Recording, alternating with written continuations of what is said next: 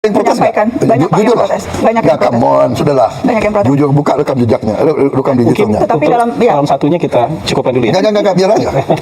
Biar aja, ayo silakan. Oh iya, Kata Bapak, bukan ekonomi, tapi isu yang juga luar biasa penting Pak.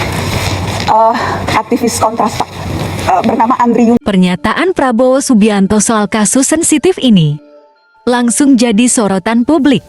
Apalagi ketika dibahas dalam program Mata Najwa bersama Najwa Shihab.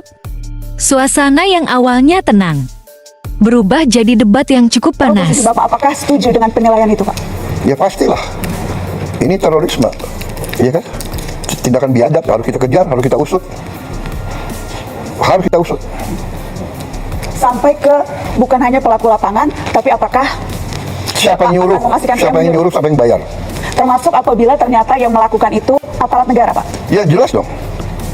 Yang berseragam tidak akan dilindungi, tidak akan ada impunitas. Tidak akan. Bapak menjamin itu Pak? Saya menjamin.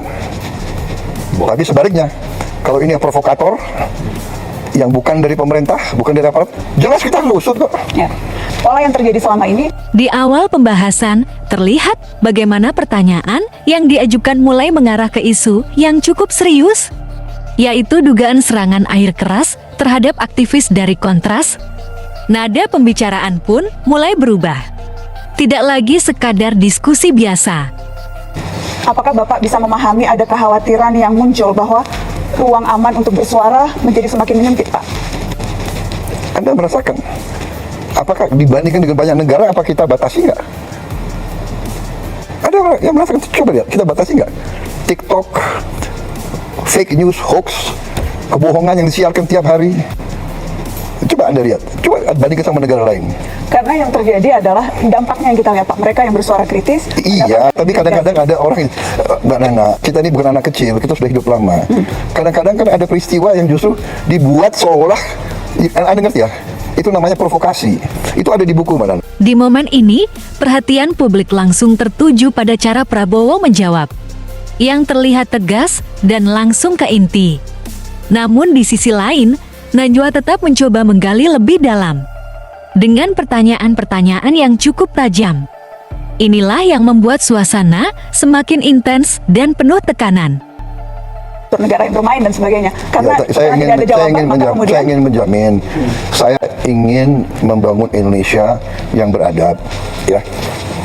Itu cita-cita saya. Saya ingin membangun pemerintah yang bersih.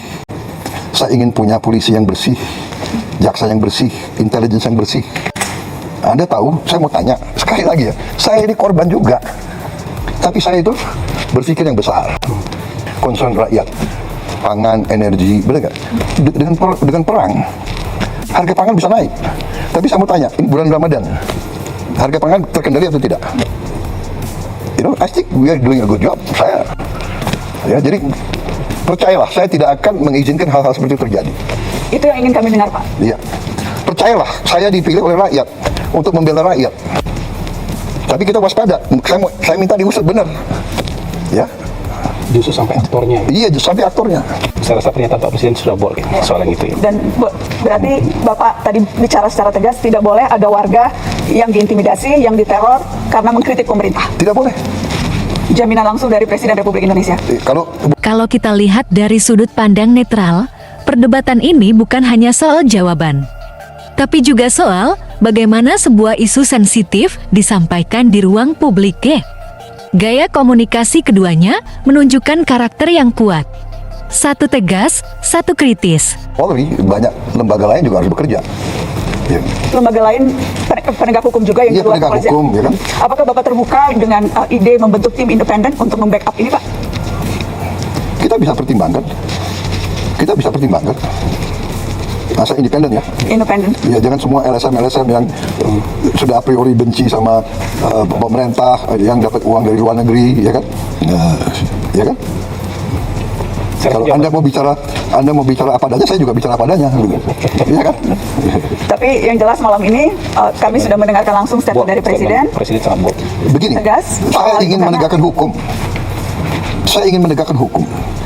Bagaimana kita tegakkan hukum kalau kita biarkan seperti ini? Kalau itu dari aparat. Dan saya ingin kasih tahu bahwa memang aparat kita ya banyak kekurangannya. Kita menemukan deep state, kita menemukan ada dirjen-dirjen yang berani ngelawan menteri. Akhirnya kita pecat kan, banyak sekali dirjen-dirjen. Ada dirjen-dirjen yang merasa untouchable. Ada lembaga-lembaga yang merasa nggak boleh diaudit. Ini pekerjaan tidak ringan. Tapi kan saya tidak mau sedikit-sedikit mengeluh atau sedikit-sedikit mencari simpati rakyat. Ya ini pekerjaan saya dilantik untuk itu, saya bersihkan. BUMN saya sedang bersihkan. BUMN selama ini salah satu. Lalu pertanyaannya sekarang, menurut kalian, bagaimana cara terbaik menghadapi isu seperti ini di depan publik? Apakah perlu lebih tegas? Atau lebih terbuka? Tulis pendapat kalian di komentar.